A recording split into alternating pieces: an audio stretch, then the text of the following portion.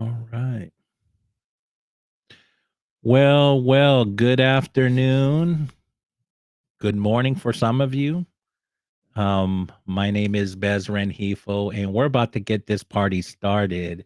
And thanking Recruit CRM, a great company. If you're looking for a good recruitment SaaS product, if you're a recruiter or a company, hey, go check them out. Um, But today we are going to talk about the subject, this special subject which is about the candidate experience. But before that, I've been asked to introduce myself, and I don't always like to talk about myself. But here's what you know, I've been given something to talk about myself. So, hello everyone, and welcome. This is another episode of Recruit CRM's LinkedIn Live series. I'm Bez Rengifo, and today we're tackling one of the biggest challenges in hiring, and that is creating a fair and transparent candidate experience.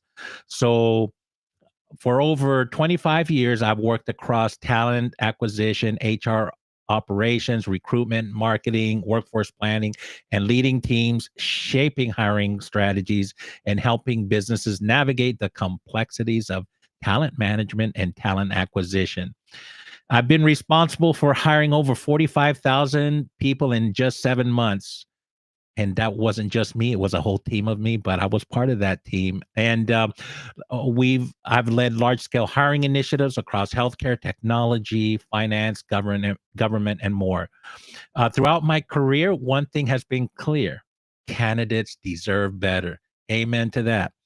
Too often, hiring processes are unclear, inconsistent, and even unfair, leaving job seekers frustrated, and businesses missing out on great talent. But what if we had a clear framework to ensure every candidate was treated with respect, transparency, and fairness? That's exactly what we're discussing today.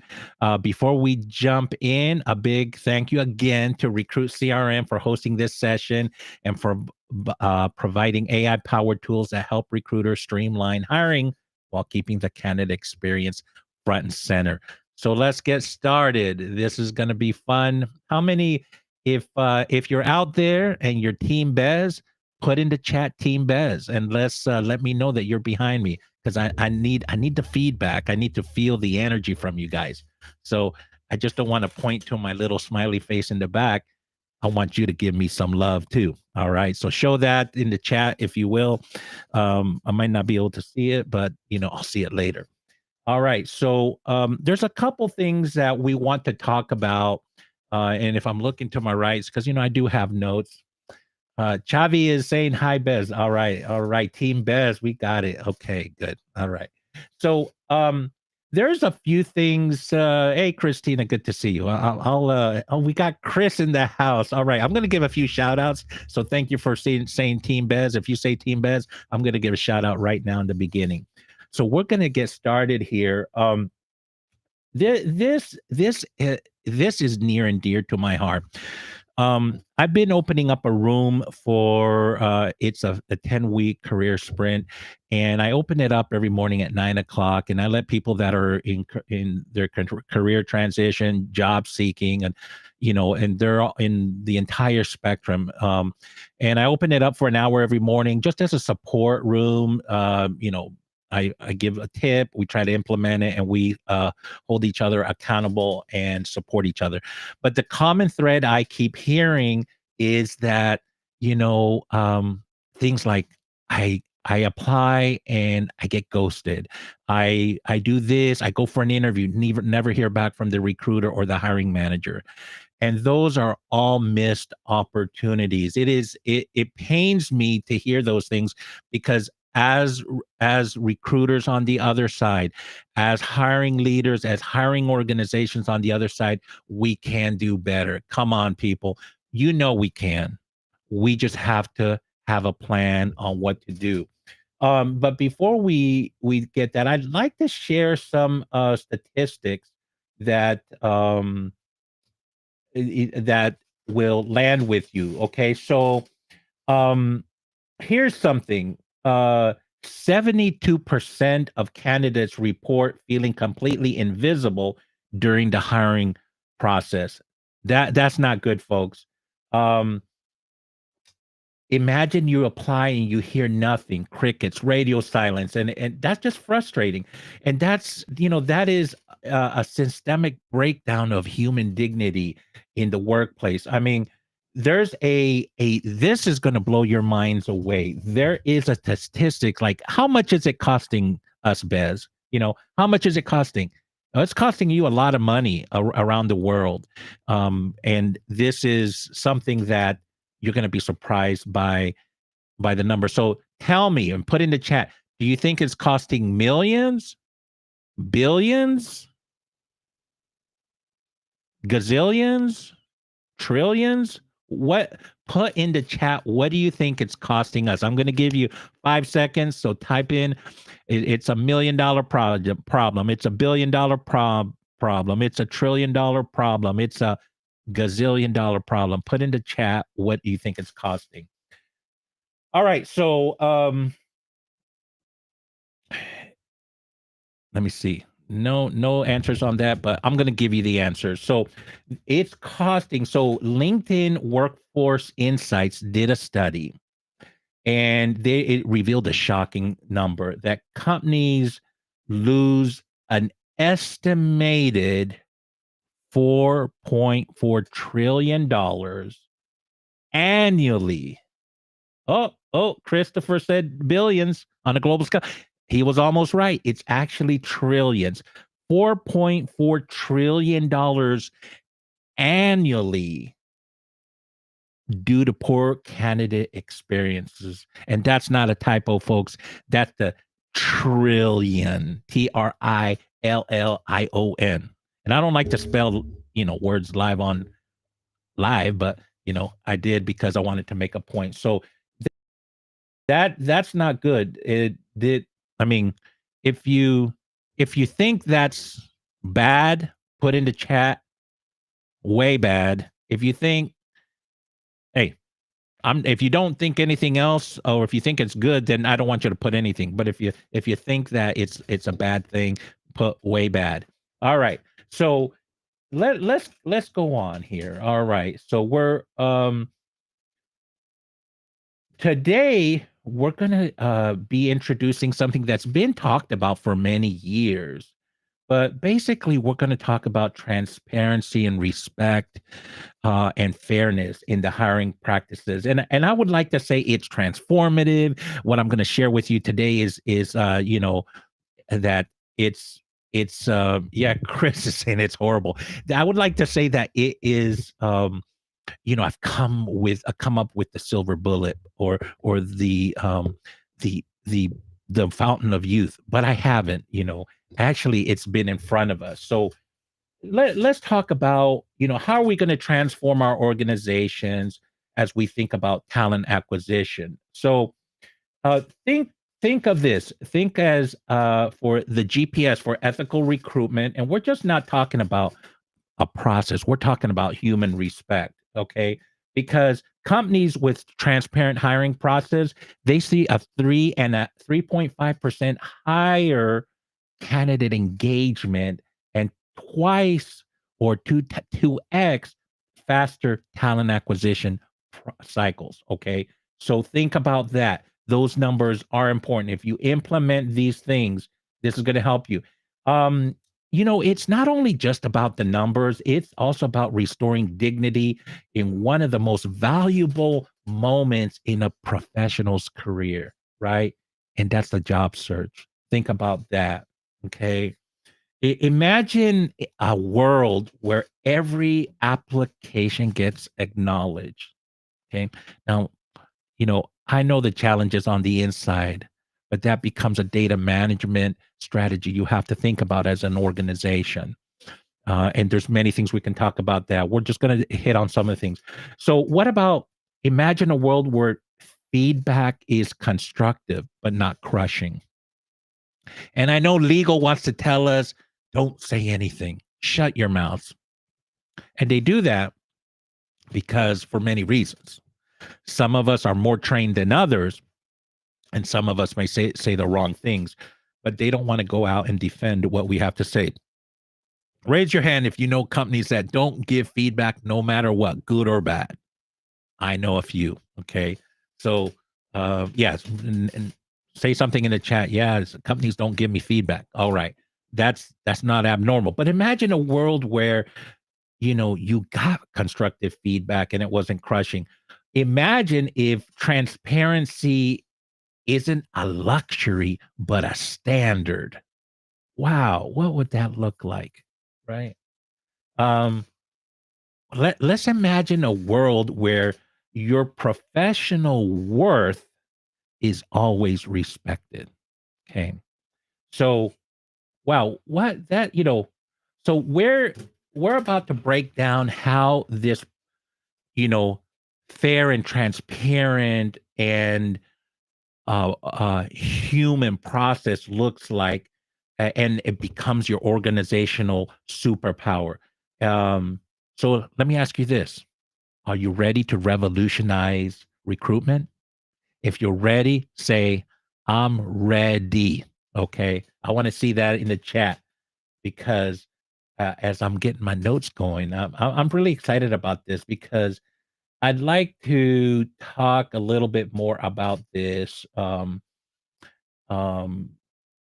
you know, this is something that, before we dive into it, I want to share a personal story, right? I've been in interviews where, I've gone through multiple rounds of interviews and everybody along the way was telling me they're interested and that they're moving me along. And when I got to, I believe it was the 3rd or 4th interview, and then they were all separate interviews, all of a sudden, I didn't hear from them, right? And I thought I had a great relationship with them. I thought that there was, an understanding. I did show up for each interview, and I showed up, and I showed up more prepared for each interview because I knew that the interview from the first interview, I just had to be good enough to get in. But every succeeding interview after that, I had to even be better because, that's when it really matters, right? A lot of people think we gotta nail it on the first interview. And while you should perform your best, you should also realize that interview is used. You just gotta be good enough to get into the pool. Okay. So the other interviews start to get more important. So I got really vested into this, right?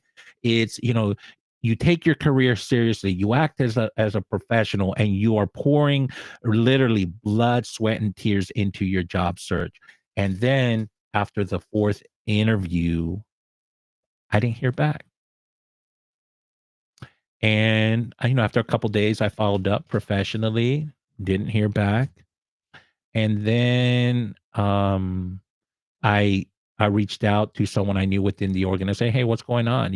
I thought, things were going good, and, uh, and the person said, "Let me check into it that, I'm not in the process." I understand it's not your issue. Um, and eventually, it got back to me that, you know, they had moved on, and that's because of me, because something happened within the organization that affected their budget. Now, I'm okay if you give me bad news, whether I'm not the right person or that something that was out of the control or something happened with your budget took, you know, happened. And but the lack of communication actually made me question whether you were going to be the right company for me, because I do take my career seriously. And I'm not just only and this is not just me. I know that when you're out there searching for a job, you're not only looking for a good job, but you're looking for the right fit. You don't want to go into a situation where it's just a waste of your time and you're spinning your wheels. So we as candidates, we look for for a good match too. So let's go into this after. So telling you my story, I'm hoping that some of you don't go through that, and if you do, I understand. I've been there, done that. But I'm gonna take a pause here as I'm seeing some stuff in the chat. I'm seeing Lathiba, I'm seeing Chavi saying, wishing me well. Christina, Team Bez, Chris, Jim Slavic, hello, hello. And I'm seeing some new entrants into the chat.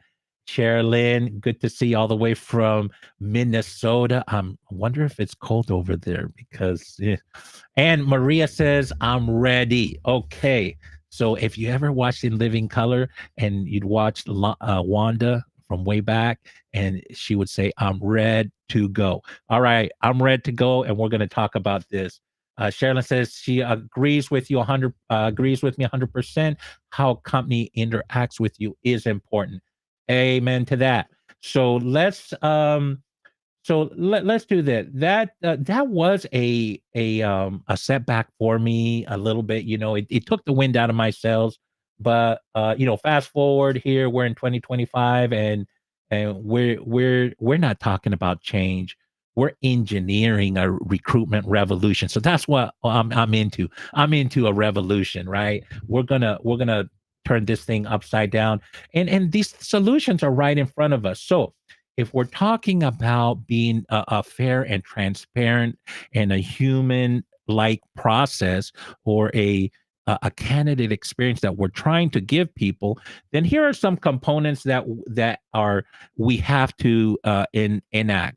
And the first one is we have to, number one, have transparency. What that means, no more black hole applications, right? You ever apply and you don't hear from the internet black hole? Absolutely. I'll raise my hand to that. And if you've done that, say, just put it in your chat, internet black hole. Okay, good. Now the other thing, and I see that Sherilyn saying it's -3 degrees in Minnesota, and I'm just getting cold thinking about that. So the other thing is dignity, right? Dignity is the other thing that's a game changer, right? You would think that that's common sense, but if I'm here talking about it, maybe not so common. Dignity. Every candidate deserves genuine feedback. I believe in that. And I believe there is a right way to do it without getting in legal jeopardy. General counsel, hear me. There is a way. Okay. Internet black hole. Yes, there's people saying they've been in the internet black hole hell. Empowerment. Let's turn rejection into opportunity. And I'm going to show you how that looks like, because it can be done. There is a better way, right? What do they say? Um, this is the way. I have spoken, or something like that. Some of those Star Wars things. If I said it wrong, someone correct me in the chat. All right. So what are we going to do? So let's talk about some interesting principles. And here's some breaking news. It's just coming into my feed. Breaking news: 67%. If organizations implement these principles, the breaking news says 67% improved employer brand. Who doesn't want an employer brand? And a lift of 67% is really good. These are statistics, folks. This is breaking news. It's coming in. 52% faster talent acquisition. Wow. Who doesn't want to hire faster and improve their employer brand? All right. The other number that's really important for corporate America, and the bottom line, is 40% reduction in recruitment costs. So if you were to tell C-suite people, hey, I'm going to show you how to improve their employer brand by 67%, and I'm going to um, you know, be twice as fast at recruiting and reduce your cost by 40%, they would say, I'm all ears, Bez. Tell me how. All right. So leaning forward, this isn't just about recruitment. This is a movement, folks. And let's get started. So here's what we're gonna do. Um, I keep running into my notes with all the statistics. There's so many statistics, but we're gonna dive into this and we're gonna show you the way. All right. So um bum bum bum. All right. So what we're gonna do is, to have you know some of the friction points in our process is communication gaps, right? So what if we're having communication gaps, what can we do different, right? And this is what we're trying to do. We're trying to um, make sure that people get timely feedback, right? So here's what we're going to do. If a candidate, number one is if you want to not get into the internet black hole, you're going to have to figure out that at a certain number, you may need an organization may need to shut down the job posting because then they have to manage more. And here's the thing, internally, we have to it could be an hour, 2 hours, and there's already 300, 400 who applied, right? Sometimes at the end of the day, there's over 1,000 people that applied for a post. So if you're an organization, you may want to limit how many people you're going to data manage, right? So you have to make that strategic decision, and you're going to have to keep a pulse on that because you want to get back to people, even if it's a simple email, but it's a timely communication. If you've decided, hey, this is the my pool of people that I'm going to work with, then you want to send communications to everybody, including those that you're going to bring into the pool of candidates and those that are not going to make the cut. And it's okay to let them know, but let them know and give them an opportunity to other.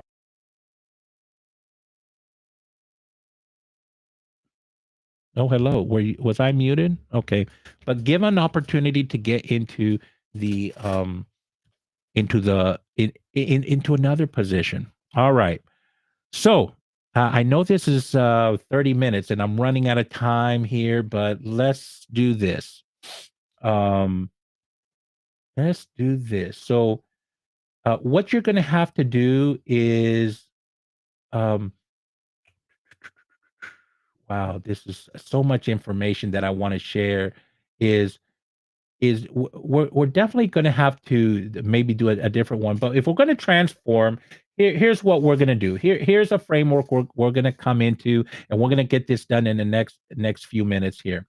All right. So the first one, and so let me ask you this in the chat. Why don't you put what is the most challenging thing as a from a candidate experience for you?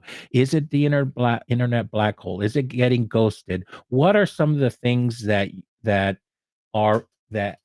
really cause you a lot of angst?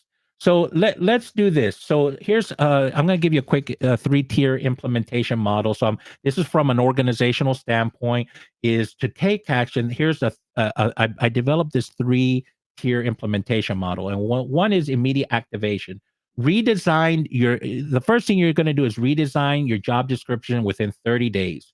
And when you redesign your job description, you're going to create transparent communication protocols, and you're going to implement a 48-hour candidate response guarantee. Now, this is things that I hear internet black. Oh, that's pretty popular. I hear things with people say, like, well, 48 hours. Well, hey, if I mean, you do want to provide a good candidate experience. So these are some things that you can do to make immediate changes today. Okay, and you have to do it strategically from with your leaders and get this done. The second thing is you have to do a systemic redesign, and that's basically provide mandatory unconscious bias training. You can develop AI powered fair screening mechanisms, but be careful with that. Use the tool to do justice within the process. Create a candidate experience feedback loop. So allow the candidate to provide feedback and you be able to receive it, and there's a communication going. Okay. So the third thing you're going to do, and we're going to just sort of taper off. I've got a whole bunch of things on how to drill down and take care of this, but I'm just going to make it simple in a 3 model implementation mode. The third thing you're going to do is what I call the cultural metamorphosis. All right. And how does that look like? That's the elevation of HR from administrative or compliance to a function of strategic human potential architects. And I know many HR organizations have gone that route, but hey, maybe you create, you know, a chief candidate experience officer role. I mean, there's you know, customer experience roles. Well, why couldn't you do one on the candidate, right? And then have performance metrics tied to the candidate satisfaction. Okay. And again, this is we already stated the numbers, what this will improve. And again, this what we're trying to do is make a movement that is with human dignity and professionalism in mind. Okay. So I'm going to stop it there. Are there any questions that we have available, Labitas? I just want to make sure that I know you scheduled this for 30 minutes, and I could go on for hours on this subject, but I want to make sure we're handling any questions. Yes, best, no issues. You can go on for 5 10 minutes, and then we can have the question session and then wrap it up. No issues. All right. So you're saying I can go for how many more minutes? We can extend to 5 10 minutes. Yeah, no issues. Okay. So let me see what I'm gonna do then now. So I'll finish out at the bottom of the hour. So just a couple things here. And by the way, for those that are in the chat, go ahead and put in, what is the issue that is it bothers you as a candidate, right? This is an open feedback loop that we've been talking about, but you need to interact with me because I'm going to go shout this from the mountaintops and I'm going to talk to industry and I'm going to talk to your bosses and I'm going to say there is a better way because I have spoken and it is the truth. All right. I know I'm saying that wrong, but I love it how they say this in Star Wars. I think they say, this is the way. I have spoken. I wish I could do that in my family, but I think I'd get a shoe thrown at my head or something like, what are you talking about? Anyways, all right. So, here's a question from Maria. What is your take on providing real-time feedback before ending the interview as the hiring manager? Okay, so I'm going to take that you're a hiring manager, Maria. And by the way, thank you. It's good to see you. Um, here's I don't think I think that's actually good, right? Uh, because you wanna have okay, so if you're thinking about the future, why don't you talk about the present, right? And that is giving feedback in real time. And you just have to be human about it. And you can do some comparison, but whatever feedback you give, it must be about the job. Okay. I see sometimes hiring managers give feedback on nothing that's related to the job. And that's where the attorneys get really in a pickle or they don't trust anybody in the organization and they try to shut that down. I think if you're trained correctly and you're able to give an unbiased we're all biased, but as much as you can from a candidate experience, a very structured feedback that is related to the job and you're in the hiring process, why not? Here's one thing I do when I worked internally. People say, "Don't prep people for the interview." Well, look, I want them to be successful when they come in. So you giving them feedback as they move on to the next phase, well, of course you want them to be successful. So you may tell them how what are some talking points with the other hiring manager and other leaders that they're going to interview. You can give them feedback on, hey, as it pertains to the job, maybe you should talk about this more. Instead of giving the feedback in from a negative standpoint, you can say, you know what? You talked about this, but I think it would serve you better if, as you move on in the interview process, that you talk about this um, part of the job more. Okay, so instead of saying, well, you didn't, you really didn't talk about that, and that's not good. No, just say.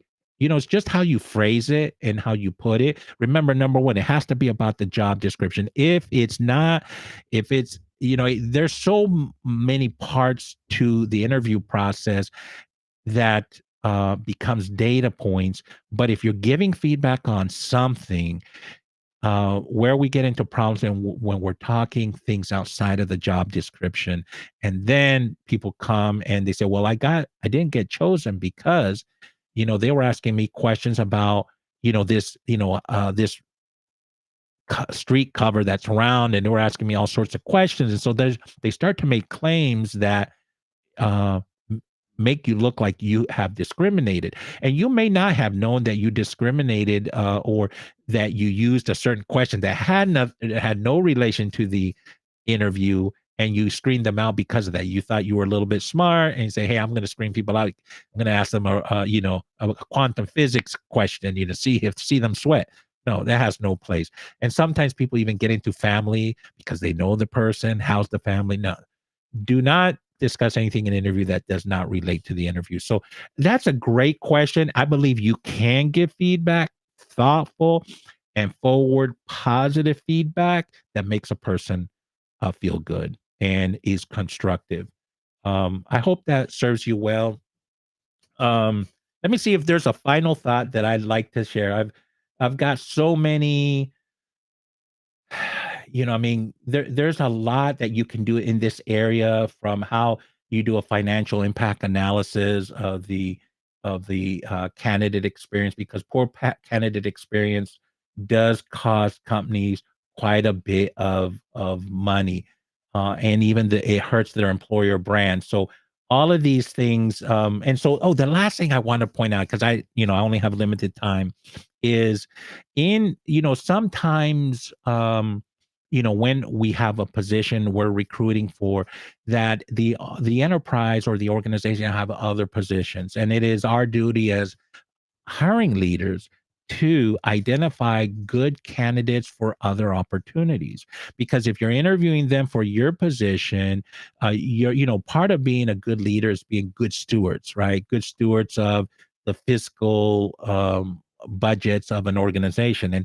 And if you're interviewing a great person, you need to be able, and you think they may be good for another department, it's your duty to let that other department know about it, and even communicate to that candidate, say, "Hey, I think you may be good at another department as well, and I'm going to share this information with another hiring leader. What I'll do is I'll either have them call you, or call you back with, what's going to happen." And so these are opportunities for you to give hope to people. Now, it's not false hope. It's like, hey, there's a potential there, right? And don't make any promises, right? It's just you're identifying opportunities. The other thing too is, a lot of times when we interview, we have the what we call the silver medalist, right? And a lot of times we think that when we identify the person, they're going to take our offer. Now, if you do it correctly, you'll know if they're gonna take your offer. Because I know when people aren't gonna take an offer, because I start talking about many things the first time I touch somebody, right? And as I move them through the process. So I rarely have surprises. Now they do happen, but they're minimized in my world, right? So what you wanna do is, as you're identifying the person you wanna hire, that there are times there's a competing offer that beats your offer, or maybe it's not even money, maybe it's a better fit for them, maybe it's a lifestyle thing that works better for them, right? Because life is long, and life is not linear. It has different movements, and sometimes they're in a stage in their life that they need something that fits them better, right? So with that being said, the silver medalist becomes really important. So that means that you cannot drop the ball on the silver medalist. You have to treat them really good and guide them through the process, and give them appropriate feedback in a timely manner. In fact, uh, I would say it's almost like a little project. Tell them when you're going to get back with them, and put it on your schedule. as a leader, as a hiring authority, as the recruiter. Put it on your schedule to and tell them, I'm going to call you back on this day at this time, and I'll give you whatever information I have. Do that so that way you're setting expectations. If you don't set expectations for yourself or the candidate, then you're not going to get back. You're going to get busy. All right. And I understand as a recruiting leader, I know that if you're working on hard to fill positions, that as a recruiting leader, I can't give you more than 10 to 12. More than that, you're in the weeds. Okay. And I know people fight me. Oh, I have 30, 50 recs. No, you're not effective at 30, 50 recs. Don't, it ain't. Now, if you have perpetual positions that it's one position, but you have 50 of those and it's a constant, that's a constant where you're filling them because they're like a customer service or call center. That's a whole different position. So I know that a lot of you carry 30 to 50 racks. So it is behooves you to put things on your calendar to get them done. They can be 15-minute slots. The last thing is that I do know recruits that have more than 50 racks. I have seen recruits with 200 racks. There's going to be some conversations you're going to have with your leader if you're being pushed down that route of what is effective and what can you realistically manage.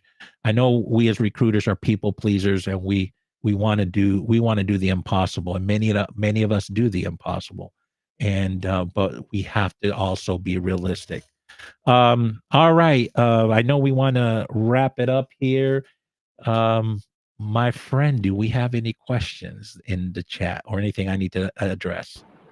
Yes, thank you so much, Bez. That was such a lovely session.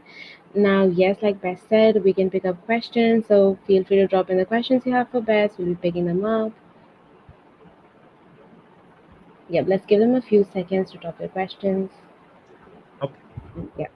I'll share one that was this morning while people are putting in the chat a question they may have. A question was shared either yesterday or this morning in we have this what I call a 10-week career sprint, and we're ending on March 28th. So if anybody wants to jump in, you'll see it on my one of my featured posts or whatnot, and you just register and go in there. But one of the questions that was asked is, hey, what if someone asks why I have a gap in my in my employment history, and I have a gap because I had a health condition I had to address, and it was a serious one. um so one of the things that you need to be mindful of is what you share. What we call healthcare information is PHI, private health information, and that is protected because companies have HIPAA laws they need to, here in the United States, they need to abide by. So what you, and even if you're working in an, you have you're working and you need to take time off because you got sick, and you really don't need to tell your supervisor all the details. You need to say, hey, I'm sick, I don't feel good, I need to take time off, and that's it. And then you go get your get any documentation you need from the doctor and submit it through the appropriate channels with the assistant of HR or whoever handles that information. You will notice that even when the doctor writes a note back and says they don't put a lot of details, and there's a reason for that. It's because it's protected health information. So when you're getting asked in an interview or even in your boss, it's really none of their business, right? But sometimes they don't know better, and they think they need to know this information. Your response should be, it was a personal health issue that I had to take care of, and I'm good right now. I'm 100%. I'm back on the attack. I'm ready to go. And then don't make it such a big deal. Move on, right? If you stay at that question, then it gets a little awkward, and people make it a bigger deal. So don't make uh you know a molehill out of a mole. Okay, let's minimize that and just move on, right? Any other questions that I'm seeing there? Um, Well, if there's no questions, I won't keep you any longer. What I'll do is I do have a little outgoing message I want to share. And is now the right time, or are we do you have anything else that we need to talk about? Yes, yes, Bess, you can go ahead. Yep, we can get there. All right. So, yep, I've got my script here in front of me, so I'll make it as friendly as possible. So, I just want to say thank you for those that showed up today. This has been meaningful for me. I hope it's been meaningful for you. I'm very passionate about the candidate experience, and that we're transparent and that we're fair in this process, and that we can do better as organizations. Now it's your turn. How will you improve your hiring process? That's my question to you. And if your team is still struggling with manual processes or disconnected system, it's time to make things easier. And one of the things I am partnered here with Recruit CRM because they truly are heart centered. That's sort of important. That is very important to me.